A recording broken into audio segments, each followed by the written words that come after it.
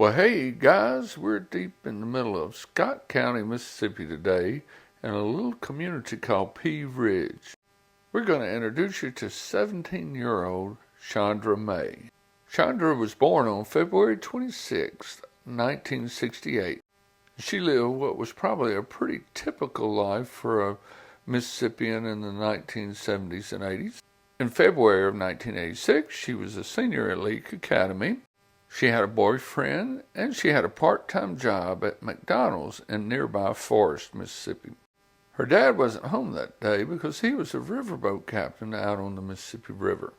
I need to back up just a sec and tell you Shandra was kind of special in that her mom and dad didn't think they could have kids, so in 1967 they adopted her brother Tim. But lo and behold, 68 rolls around, and Janelle, Chandra's mom, gets pregnant with her. On February the 4th in 86, Shandra goes to work at McDonald's and clocks in around 6 o'clock. It's raining, and well, it's February, so it's cold and raining, and McDonald's is just not very busy. The manager tells Shandra she can clock out and go home. She gets off the clock and hangs around for a bit, but around 7:40 decides she'll go on and go home. She calls her mom and tells her she's on her way home because, remember, this is 1986 and not every breathing human being had a cell phone.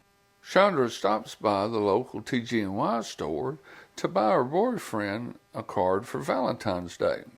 That TG&Y store is now this Burke's outlet. TG&Y was sort of like the 1980s version of Dollar General. About 8:30, Chandra's mom, Janelle, becomes concerned because, well, her baby's not home yet. She might have had car trouble or something could have happened. Dad calls about this time, and Janelle expresses her fears to her husband, and he tells her to call Chandra's uncle and see if she stopped there. You see, the family lived together in a pretty tight-knit spot along this rural Mississippi road.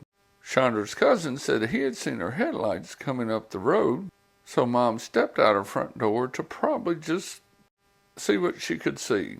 And lo and behold, about 80 to 100 yards from the end of her driveway was Chandra's car. The driver's side doors open, so the interior light was on, and the radio was also on, but it was turned all the way down. The driver's side window was cracked just a little bit. Inside her car, Chandra's family found her purse and her wallet.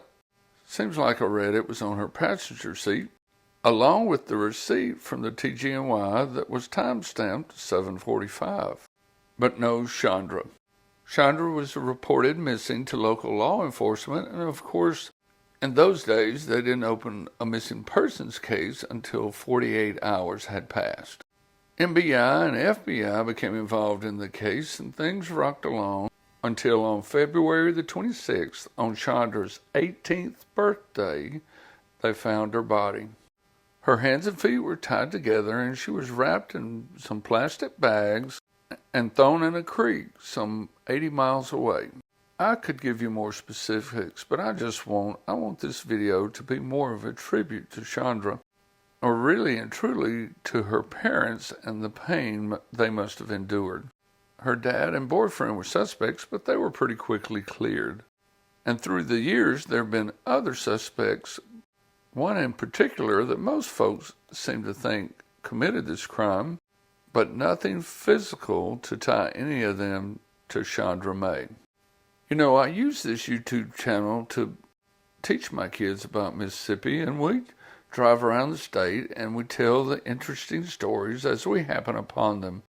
And I guess if my kids could learn anything from Shandra, it would be that you can encounter evil anywhere, even in the person of somebody presenting themselves as an authority figure or somebody you know, like I really believe was the case here. The specifics of the investigation of this case can be found on the internet fairly easily if you're so inclined to search for them.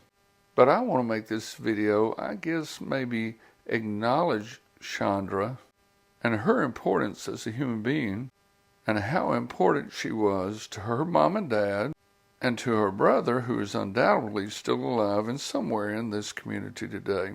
I also want to acknowledge the pain and suffering they've endured each and every year since February of 1986. I mean, they can't even put a specific death date on her tombstone because they don't know. I just hope most people listening never understand what that's like.